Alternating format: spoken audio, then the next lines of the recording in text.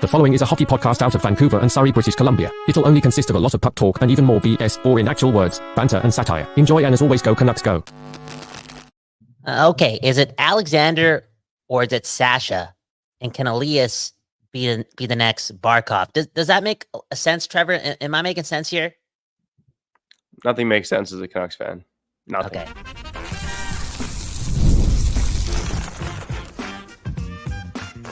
You're Locked On Canucks, your daily podcast on the Vancouver Canucks, part of the Locked On Podcast Network, your team every day.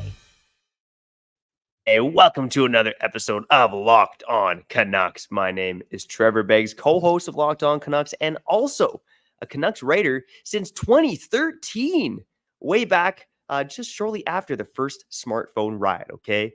Before we dive into today's episode of Locked On Canucks, we got to thank you for tuning in because guess what? It is your Canucks every damn day. We're part of the Locked On Podcast Network, and if you haven't done so already, go make sure you like and subscribe for free on YouTube or wherever you listen to podcasts. Also, got to let you know today's episode is brought to you by FanDuel. Make every moment more. Right now, new customers get $200 in bonus bets with any winning $5 bet. That's $200 in bonus bets with any winning $5 bet. Visit FanDuel.com/lockedon to get started. Kyle, it wasn't too long ago that pundits galore, and you and I were guilty of this. We're comparing Elias Pettersson to potentially being the next Pavel Datsyuk. Now, one player who has some similarities to Pavel Datsyuk is Aleksander Barkov. So on today's episode of Locked On Canucks, to kick things off, we want to talk about Elias Pettersson versus Aleksander Barkov, the gaps in their game, and can Pettersson be the next Alex Barkov? We'll also touch on some updates regarding your Vancouver Canucks, including updates about Philip Hronek, the staff, all that good stuff, and we may go on a tirade or two along the way. That's all coming up, but before we get to that, let me introduce my co-host. He's been wearing hats sideways since he was 6 years old. Kyle Bowen, how's it going, brother? I think a big reason why I started balding was because of how many hats I wore in high school. Some say it's DNA too, right? My mom's side of the family, balding like crazy. Some children actually didn't even have hair. Straight up, bald forever. It's a Fijian thing. Anyways, Kyle Bowen, Trevor Beggs, Canucks fans, Elias Pettersson fans, and man, oh man, after yesterday's performance, I know he got injured at the end of the game, but man, oh man, big time Aleksander/Sasha Barkov fans. I still don't get how this guy has two first names. Like, what's going on there? It's like, I'm so confused. Anyways, what a player. What an obvious complete player for years and years and years, the most underrated player in the league. And for years and years and years, the best defensive player in the league. And he's making the Selke sexy, right? I think Bergeron made it a little sexy. I think Pavel Datsyuk made it really sexy. But man, oh man, if Barkov, isn't injured and can continue to shut down McDavid and Draisaitl and, bring the cup home back to Canada, if you know what I'm saying, he may just put the Selke on the map.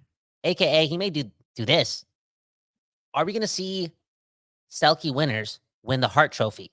You know what I'm saying? And it kind of connects to this question right here. I know we decided a big deal, and that's Pettersson, our guy. And I know he's coming off a pretty lackluster, downright mediocre, downright ass second half of the season, where a lot of points didn't come to be on his stat sheet. But man, oh man, after what we experienced in the playoffs, right? Going around to game 7, blah, blah, blah. I don't need Pettersson to be a 120-point player. I don't care if he's making 11.6. I'm down for him to live up to that initial expectation. That's him being the next Pavel Datsyuk. Because at the end of the day, and we're going to see this, right? Draisaitl and McDavid are going to stay in Edmonton for a long time. We need somebody to go toe-to-toe with those guys and just shut them down. We couldn't shut them down in that series in round 2, right? Consistently, we couldn't do it. We need somebody to do that. And if Pettersson beefs up and if he just gets back to his old ways, because he's not that far removed from being a pretty dominant two-way center, man, oh man, he could be, I wouldn't say the next Aleksander Barkov, but he could be a Selke nominee. And ironically enough, Kyle, I know Pettersson got some Selke votes this season, which to me felt like fans not really watching Vancouver hockey for the latter half of the season because a lot of those parts of Pettersson's game did kind of slip. Now, I think when we were grasping at straws in the second half of the season, we kind of mentioned like, oh, good defensive play here, good clear there. But really, like you said, I didn't have you saying downright ass on my Locked On Canucks bingo card today, but that's a pretty good description of Pettersson over the past few months. And again, this is a player who it was so tenacious in his own end, so good on the back check, never out of position. For his size, and people like to comment on his slight frame, was pretty good at getting guys off of pucks, right? He did so many things well defensively, and a lot of that just dissipated. And maybe you can speak about your ordeal with tendonitis, but some people say it was a cop out for Pettersson. Oh, blah blah blah. 1-800 excuses. Shut up, Frank Saravalli. But Kyle, you talked about how tendonitis affected you, and do you think that played a part into Pettersson maybe not the same dynamic defensive player that he was later in the season in terms of battling guys along the boards? Well, first of all, Frank Saravalli again. I can't believe we're bringing up his name again, but it's pretty obvious why he doesn't know anything about tendonitis. Okay, do the math for real. Guy's got to shut up. Anyways, obviously my injury with tendonitis via the game of all hockey was completely different than Pettersson's, but in my opinion, and I think management and the coaching staff was trying to get this through to Pettersson in the last couple months of the season was just this. Like, he has to be able to play through injury and mentally overcome not completely feeling like yourself.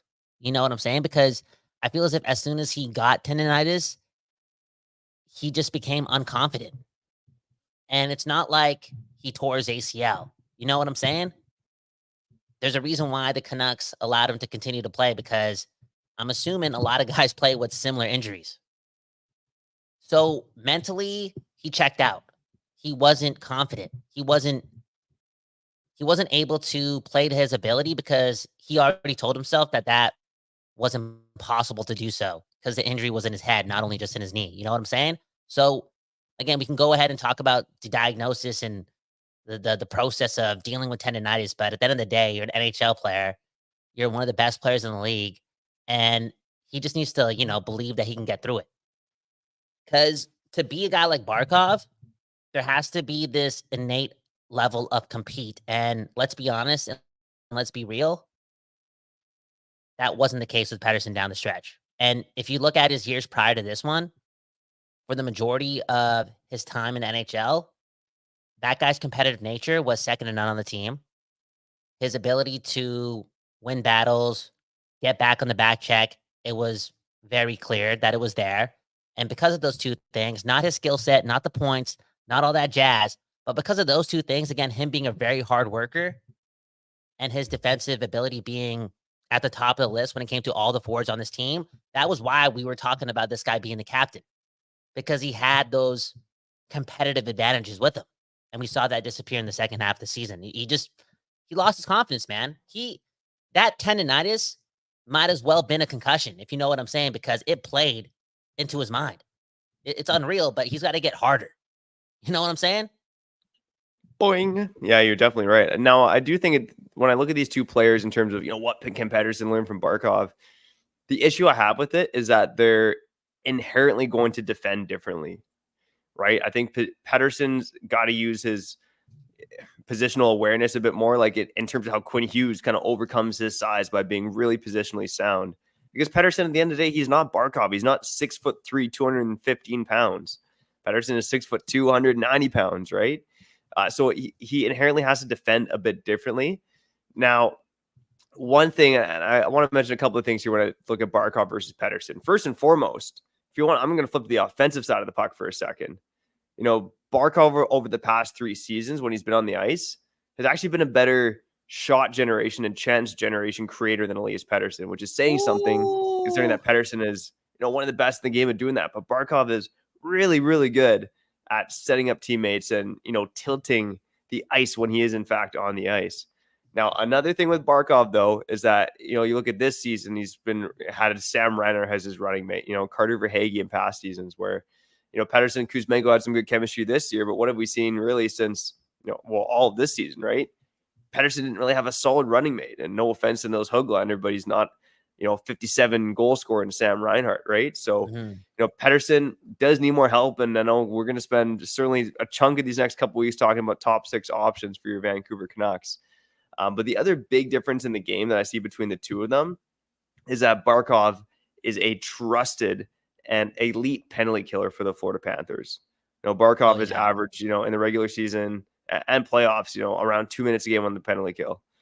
Pettersson has seen his penalty killing time go up and down. His statistics on the penalty kill haven't been great, although he scored a couple of goals. But Barkov, again, it's so hard to get the puck through him. I just feel like it's a little easier to get the puck through Pettersson right now. So for me, it's, Pettersson, I guess, is a couple years younger than Barkov. Maybe there's still a bit of a learning curve to become that elite defensive player because, Kyle, like you mentioned, we know that Pettersson has it in him. And I firmly believe that Pettersson can be a Selke finalist at one point in his career, but he's got some work to do still. Again, recency bias is playing a toll on the statement that I'm about to make. But in years 1 and in like years 3 or 2 of Elias Pettersson, I feel as if there was not a player in the history of the Canucks or in my time of watching the Canucks that was so lethal offensively and also so lethal defensively. Like there was a lot of him dominating on all 3 areas of the ice. And a lot of that had to do with, again, his compete. And that watered down in the second half of the season. When you look at a guy like Aleksander Barkov, penalty kill aside, bro, that guy's got a motor on him. And now I understand why Tkachuk said what he said like 12 months or 13 months after, he began playing with Barkov, talking about this guy being the best player in the league. And the skill is there. He's a 90-point guy. He can be a 100-point guy if he wants. I feel this guy just kind of this year just tones it down and just gets ready for the playoffs, right? Saving his gas for the energy, saving his gas for the playoffs. All this jazz. But again, Tkachuk is saying all these things because he doesn't take a shift off. He's like always at 100, always going 100, and always so cerebral off the puck. So those things can equate to what Pettersson can do for the Canucks. It's just a matter of him not checking out when something doesn't go his way. And again, I feel as if he took that tendonitis way too seriously. Again, bro, he was probably in pain a lot of times, but I doubt that Rutherford, Alvin, and Tocchet would put this guy's career not on the line, but would put him on the ice knowing that they're going to the playoffs a couple months later if they didn't think that he could play through it. And it's a youthful thing. It's a mental thing that he has to get over. And I believe he'll get over it. Let us know in the comments if you think Pettersson has it in him to become the next Barkov or on that Trevor, level. can you answer my question? Can you answer my question, though? Sorry to cut you off. Okay, so you don't need Pettersson to be 120. You know how we talked about this last year? Like, oh, yeah, get 120 points, blah, blah, blah. Like, you don't need that anymore. Get me 90, get me 85, save up the gas, and just be lethal in the playoffs, right? That's okay. The problem is this season he had 89 points and wasn't lethal in the playoffs. That's the problem, right? But I think the point you make about saving your gas for the playoffs, I mean, these guys are so competitive. So it's, I think, I talk throughout the season about how Hronek and Hughes are some of the best fitness on the team. I think Pettersson has to be up there too, especially with the money that he's making. On the other side, we might talk about Philip Hronek. There's a brief update on him. We'll touch on a couple other things in Trevor's notes presented by Kyle. That's coming up on the other side. But before we do that, we got to shout out our friends over at Policygenius. All right. Life is unpredictable, but a good life insurance plan gives your family a financial safety net. Protect against some of the unknowns. With Policygenius, you can find life insurance policies that start just $2.92 per year for $1 million of coverage. Some options are 100% online and let you avoid unnecessary fingers up the bum, aka unnecessary medical exams. Policygenius, they help you easily compare options from America's top insurers in just a few clicks. And their award-winning agents can even walk you through the process step by step. Policygenius, they have no incentive to recommend one insurer over another, so you can trust their guidance because they got your back. And they have thousands of 5-star reviews on Google from customers who found the best fit for their needs. Now it's time for you to get your peace of mind by finding the right life insurance with Policygenius. Head to policygenius.com or click the link in the description to get your free life insurance quotes and see how much you could save. That's policygenius.com.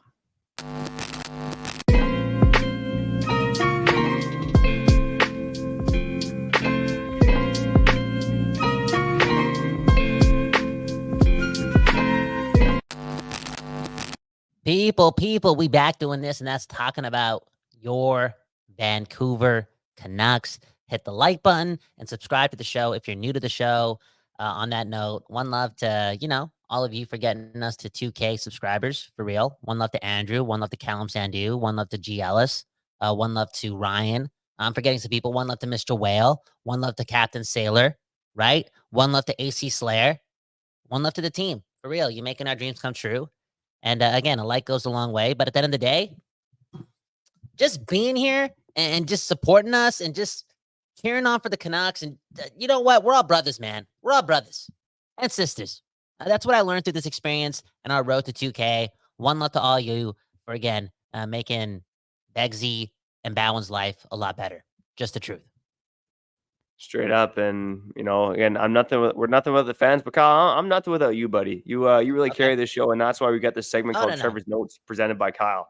Because it might be my notes, man, but you're carrying that.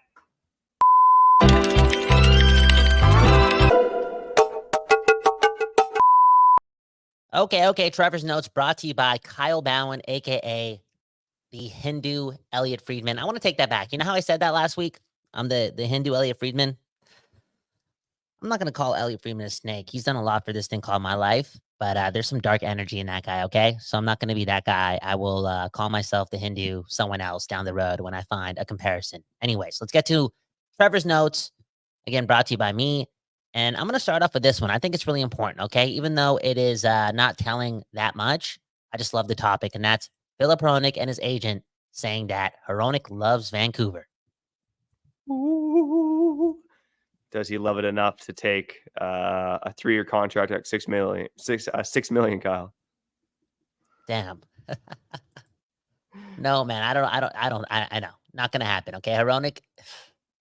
Actually, can we touch on that? You said $6 million, right? Would he do it for $6 million? Blah, blah, blah. Like, is there any world where like he takes a 1-year deal? Like, when is he a UFA? Next year?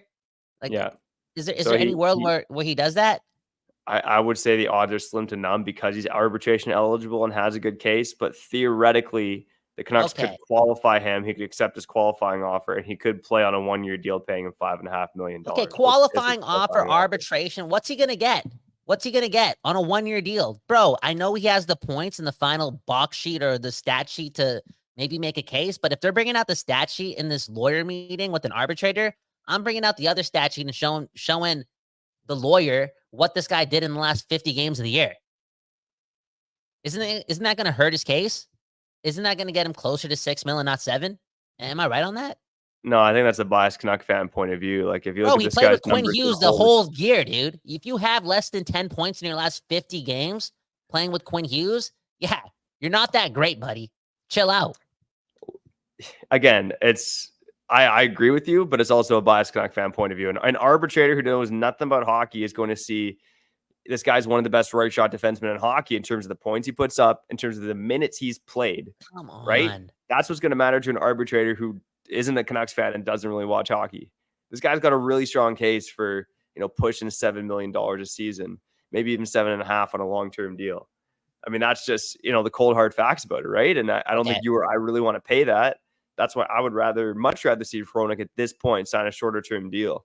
And maybe at some point, maybe if Tanev comes in or someone like that, you play Hronek away from Hughes, spread out the wealth, see what Hronek can do on his own, and then you can judge and figure out whether this guy is a long-term fit for this team moving forward. Okay. So are you mad if the arbitrator awards this guy a 1-year deal worth $7 million or 7.25? Like, how do you feel about that? Because that puts a lot of pressure on Hronek to live up to being a $7 million guy for 82 games plus, not just for 40-something games. Again, it's pretty effing embarrassing how this dude played with a lot of talent around him and with Quinn Hughes the whole season. And in the last half of the season, bro, this guy put up like 10 points. That's pathetic. That's pathetic. So it's not a guarantee that he makes $7 million this year because of the arbitrator, and then he continues to be a $7 million defenseman. Yeah, to answer your question, I would rather the Canucks pay Hronek, 7.25 on a 1-year. But the thing is, you're going to walk him right down restricted free agency, and you've given up quite a bit to get this guy.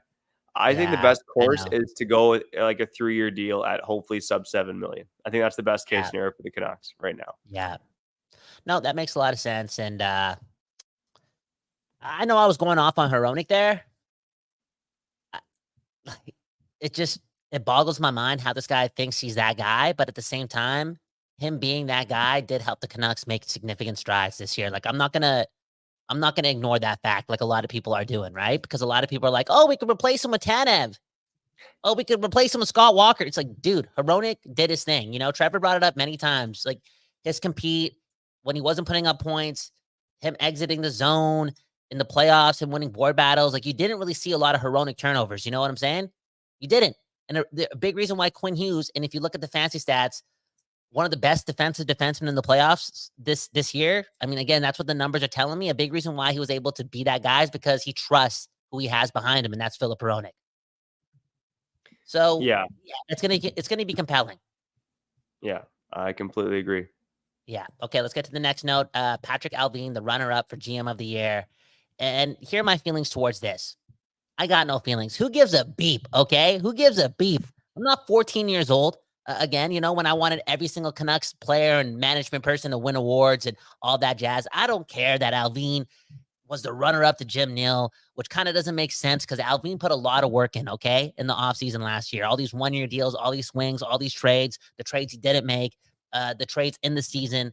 I mean, for me, he's the easy choice to win this award, but I actually don't care that he didn't. Yeah, it's funny. I feel like Jim Neal of the Dallas Stars won this award just based on the fact that they signed Matt Duchene to a 1-year, $3 million deal, It's like, what else Yeah. really happened?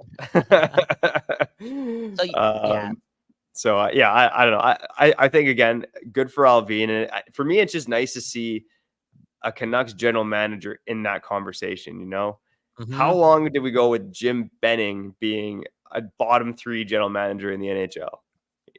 5, 6, 7, maybe the entire 8 years of his tenure here. It's been a long time since we had a GM who's even in the conversation for best GM in the NHL. So, Kyle, I'm with you. I don't really give a rat's ass he didn't win the award, even though I agree. I think Yeah. he probably should have won. Yeah, But he it's made just a nice lot to of see a moves. Canucks general manager belong in that conversation because thank you, Jim, for nothing. No, he made a lot of moves, and it's ironic because we're here and we're talking about this guy leaving and this guy leaving and this guy leaving. But man, oh man, like Alvin and his professional scouting over the last 18 months, outside of Mikheyev and whatnot, has been pretty instrumental to changing the culture and the swagger of everything Vancouver Canucks. Yeah, Miller, Hughes, Demko, Pettersson, ECT, like there was a base there for good things to happen, but let's not ignore the fact that, again, this guy's like 95% on his professional scouting, which is very, very hard to do. And he was able to do it. And again, just changed the course of everything Vancouver Canucks. Hey, speaking of changing the course, Jason Krog, is that his name? Did I say that right? Is it Jason Krog or is I think it it's Krog. Krog? Okay, I remember this guy. Because I used to be such a big hockey nerd like I am right now. And I just remember being young and seeing this guy rip it up in the AHL and just hope that he could, I don't know, maybe do the same for the Canucks in the late 2000s when he was there. But at the end of the day, he just kind of became like a Ryan Shannon, right? Like a type of guy, like, I don't know, just didn't really do much for the big club. But now he's a skills coach, and Trevor wants to talk about it because I got nothing to say about this. Oh, it's just part of the Trevor's Notes presented by Kyle. I think there's not a ton here, Yeah. but nice to see a BC boy. Fernie, BC native Jason Krog an Fernie. opportunity with his hometown. Played a whopping 4 career games with the Vancouver Canucks back in Yeah. 2008, 2009. Ryan But hey, Shannon. he played 21 games on the Stanley Cup playoff run for the Mighty Ducks of Anaheim back in 2003. But Whoa. yeah, apparently Jason Krog was running some skills work for the Canucks pre-training camp here at Burnaby at 8 Rings. So a guy who's been around the team already seemed like he's, kind of next on the totem pole for this opportunity. And hey, good for him. I like to see the BC Buds get some love. Oh, yeah, the BC Buds, man. What's your favorite BC Bud, man? Sour Diesel. Gets the job done. Well, I guess I don't know if this is a BC Bud, but I mean, I've sampled it in BC, but have you ever had the Alaskan Thunder? Whoa. It's a good one. Damn. That's rowdy, dude. And I haven't had that. That being said, nothing is better than the stuff you get from the streets. Speaking of the streets, that's where Kyle and I were born. Let's wrap it up here on the other side on Locked On Canucks, your Canucks every day. Before we do that, we got to shout out our friends over at FanDuel. All right, summertime, baby. That means baseball, NBA Finals, NHL, Stanley Cup Finals, and more. And guess what? You can bet it all on FanDuel. Now, right now, new customers get $200 in bonus bets with any winning $5 bet. All right. That's $200 you can use to bet on everything from the Finals MVP in the NBA to the Conn Smythe winner in the NHL, or bet on who's going to hit one out of the park. All right. Now, for the Stanley Cup Final game, the Edmonton Oilers are down 2-0 to the Florida Panthers. But hey, we've seen in Vancouver, trauma. Teams come back from 2-0 down. It does happen. But, right now, the odds for the series, the Panthers are minus 490 to win it all. If for some godforsaken reason you're believing in the Edmonton Oilers, they are plus 365 to win, according to FanDuel. Whether you're betting on the Stanley Cup Finals, NBA, baseball, or whatever it is, make sure you go do it on FanDuel. Visit FanDuel.com/lockedon and add a big win to your summer bucket list. FanDuel, America's #1 sportsbook.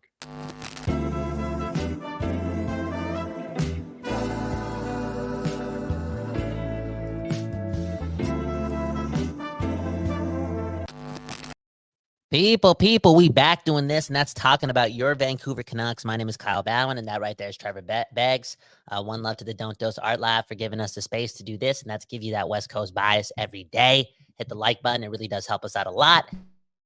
And man, oh man, Beggsy, you got the comments going, okay, about the favorite BC Bud available, okay? Join the Discord. I think we do have a separate channel on our Discord, which is in the link in the bio, that talks about our favorite BC Buds. But it's important, man. It really is, man.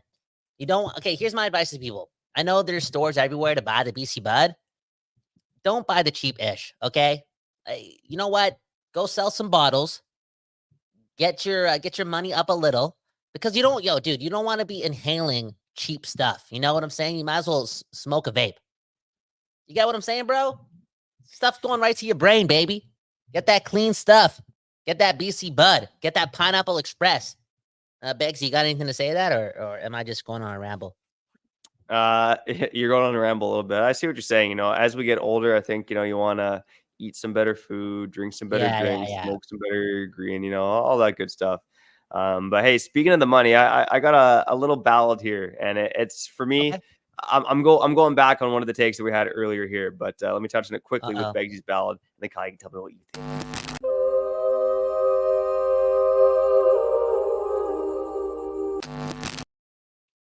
If you've been listening to Locked On Canucks, either as an everyday or as an occasionalist, you know that Kyle and I can be a little bit emotional, okay? Mm-hmm. And, one of the emotional takes that we had right when the Stanley Cup playoffs ended for your Vancouver Canucks were that paying Lindholm is the Canucks' #1 priority. They got to get it done no matter what. I'm going back on that, Kyle. I'm sorry. What? I'm going back on it. I'm seeing, the more I dig into it, I think there's too many risks with signing Elias Lindholm to a long-term deal.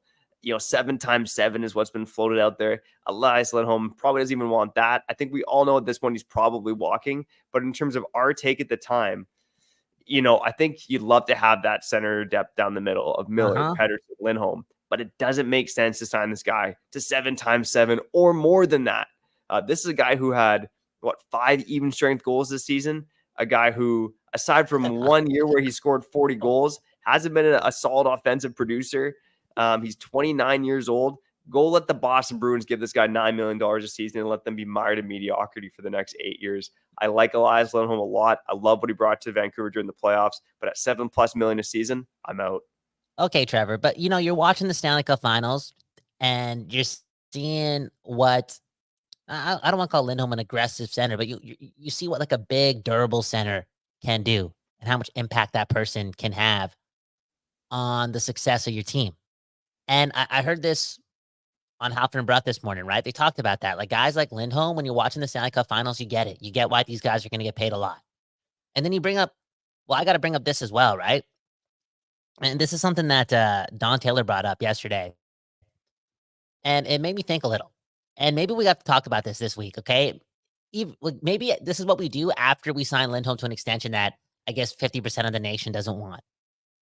But do they sign Lindholm at that much not to make him their third line center, but to make him their second line center so that they can, I don't know, reunite the Lotto line from the jump and create some sort of Mikko Rantanen, Landeskog, McKinnon type trio again from the jump, not just press that button. And I know down the stretch, it was not successful when Tocchet pressed that button, but I wouldn't argue that that's Tocchet's fault because his inconsistencies and trust with his lineup / his ability to just press the blender button game in and game out led to the Canucks being one of the lowest producing offensive teams 5-on-5, especially with their shot totals down the stretch. So again, is there a world, especially early on in a Lindholm extension, that allows Pettersson to get his wingers? And those wingers or those line mates are JT Miller and Brock Besser. You know, I think we spent a lot of time in this market dreaming about the Lotto line because obviously they captivated this market back in 2019-20, and they captivated this market for another week during the 2023-24 season. But I do believe what made the Canucks so successful this season were the fact that they were 3 lines deep and that they could roll 3 lines out at any given moment. I think if you load the Lotto line and then you're going to have Lindholm play with who? Because you paid this guy now. You're going to sign Tyler Toffoli. You can't afford Jake Guentzel now. Or, another big shot top 6 winger. Who are you going to play Lindholm with, right? Like maybe it's Connor Garland on your second line with Lindholm. Then you got no third line, no fourth line. I think what made the Canucks a good team were that they were deep. They were 3 lines deep. They had a good defense. The Canucks need to find a way, and it's going to be tough. Even though they got more cap space than most other teams, it's going to be tough for them to find a way to replicate that. But I just think that signing Elias Lindholm is not the answer. Fair enough. And we'll talk more about this later on. Again, I'm with Trevor. I'm kind of all over the place too, because that's what happens when you just play with assumption, right? One day you're like this, one day you're not like this, because we're not watching games anymore. We're just kind of putting puzzle pieces together. And at the end of the day, we don't know if this puzzle is going to fit. Straight up. We just don't want to take a step backwards. And losing a guy like Lindholm and replacing him with who is kind of, it's not certain, right?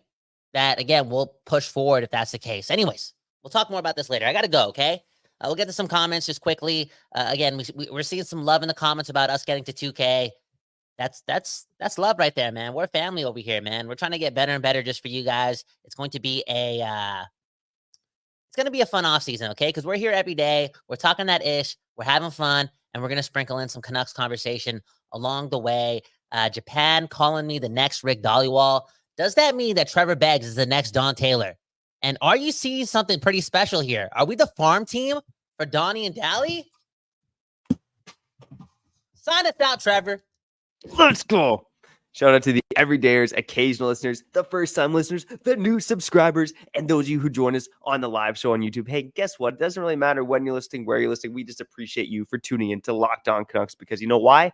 It is your Canucks every damn day. More assumption, more rumors, more breaking news, all coming up this week. Lots of topics I want to touch on. The McCabe episode, we got to touch on that as well, because the Canucks got to clear this guy. Let's touch on the cap space as well. Should the Canucks spend the cap, or should they save some money for the regular season? Lots of topics to cover. Okay. We got it all covered on Locked On Canucks, but we got to get out of here. So guess what? I'm Trevor Beggs. That guy's Kyle Bowen, and you've been listening to Locked On Canucks. Bro, if you made it this far, hit up don'tdoze.com and go find some new music, okay? Support local music. Why? Because you got to love your neighbors, man. Just the truth. Peace.